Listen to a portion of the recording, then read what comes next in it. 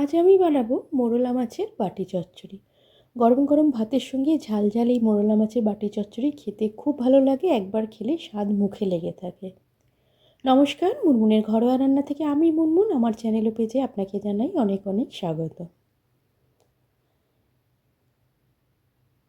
খুব সুন্দর লাগে খেতে। ছোটো মাছ তো এমনিই যে কোনো মাছই স্বাস্থ্যের জন্য ভালো, ছোটো মাছ তো আরও বেশি উপকারী।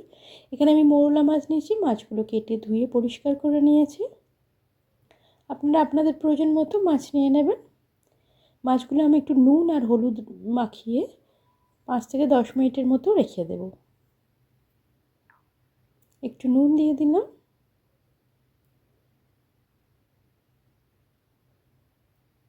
একটু হলুদ দিয়ে দিলাম, ভালো করে মাখিয়ে এটা রেখে দেব।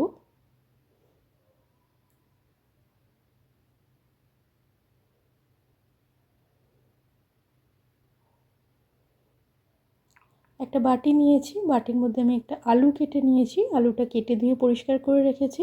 এরকম লম্বা লম্বা সাইজে কেটে নিয়েছি।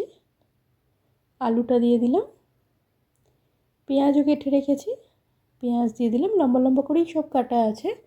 একটু টমেটো দিয়ে দিলাম,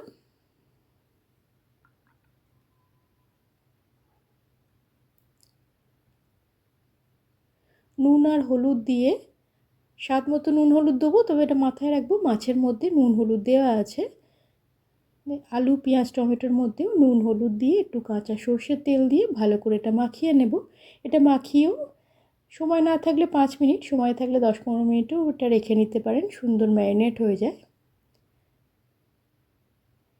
ভালো করে এটা মাখিয়ে ঢাকা দিয়ে একটু রেখে দেব।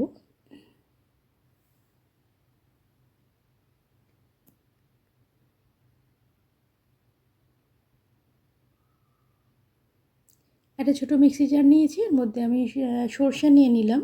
আমি এখানে কালো সর্ষে নিয়েছি, আপনারা সাদা সর্ষে কালো সর্ষে মিশিয়েও নিতে পারেন। আমার কাছে আজকে সাদা সর্ষেটা নাই, তাই আমি শুধু কালো সর্ষে দিলাম। সর্ষের মধ্যে অল্প একটু নুন দিয়ে, এটা শুকনোই, জল দেবো না, এমনি একটু গুঁড়িয়ে নেব, পাউডার মতো হয়ে যাবে। তবে আপনারা চাইলে শিলে বেটেও নিতে পারেন। এর মধ্যে ঝালের জন্য আমি কাঁচা লঙ্কা দিয়ে দিলাম আর অল্প জল দিয়ে এটা একটা পেস্ট বানিয়ে নেব। আপনি যদি আমার ভিডিও প্রথম দেখেন, ভিডিওটা দেখে যদি আপনার ভালো লাগে, ফেসবুক থেকে দেখলে পেজটা ফলো করে সঙ্গে থাকবেন, ইউটিউব থেকে দেখলে চ্যানেলটা সাবস্ক্রাইব করে পাশে থাকার অনুরোধ রইল। দেখুন এটা একটা পেস্ট বানিয়ে নিয়েছি। আলু পেঁয়াজ টমেটো নুন হলুদ দিয়ে যে ম্যারিনেট করে রেখেছিলাম ওটা নিয়ে নিলাম।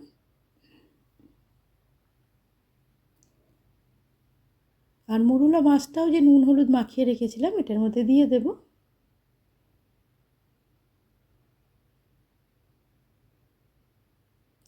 হালকা হাতে একটু মিশিয়ে নেব। আমি আলাদা আলাদা করে ম্যারিনেট করেছি, আপনারা চাইলে একসঙ্গেও করতে পারেন, তবে আলাদা করে করাই ভালো। এখানে আমি একটা পাত্র নিয়ে নিলাম, এর মধ্যে কাঁচা সর্ষের তেল দিয়ে দিলাম। প্রথমে তেলটা একটু অল্প স্প্রেড করে নিলাম,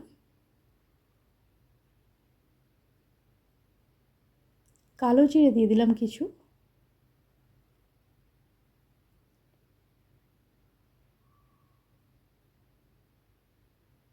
আর এই মিশ্রণটা দিয়ে দিলাম।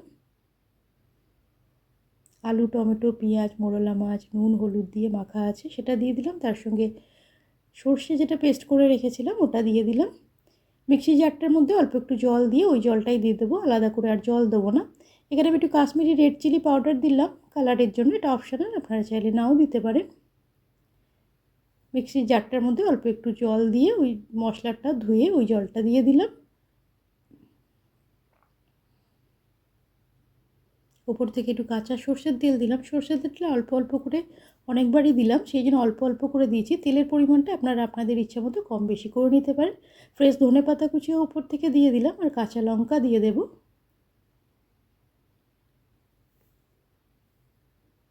গ্যাসটা অন করে এবার এটা বসিয়ে দেব।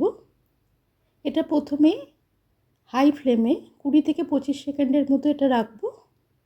এখন ফ্লেমটা হাই রেখেছি, 20 থেকে 25 সেকেন্ড মতো এটা রাখবো। এটা একটু ফুটতে শুরু হবে।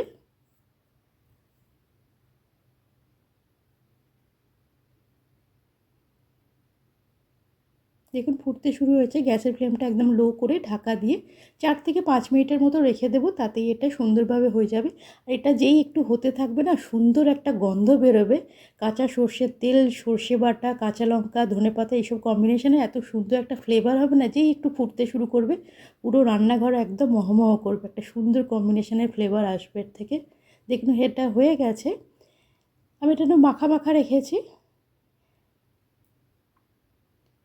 আলুটাও সুন্দর সেদ্ধ হয়ে গেছে। খুব অল্প সময় তৈরিও হয়ে যায়, শুধু একটু সর্ষে বাটা দিলেই তৈরি হয়ে যায়, বেশি মশলাও কিছু লাগে না।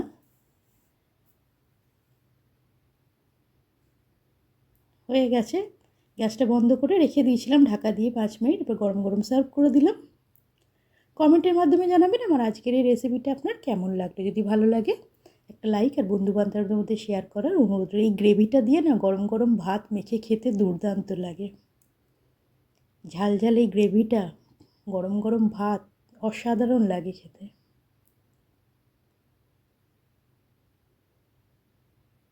খুব অল্প সময়ে ঝটপট মোরলা মাছের বাটি চচ্চড়ি তৈরি হয়ে যায়। অনেকভাবেই মোরলা মাছ আপনারা বানান, একবার এইভাবে বাটি চচ্চড়ি বানিয়ে দেখবেন, খেতে কিন্তু দুর্দান্ত লাগে। গরম গরম ভাতের সঙ্গে ঝাল ঝাল এই মোরলা মাছ খেতে অসাধারণ লাগবে।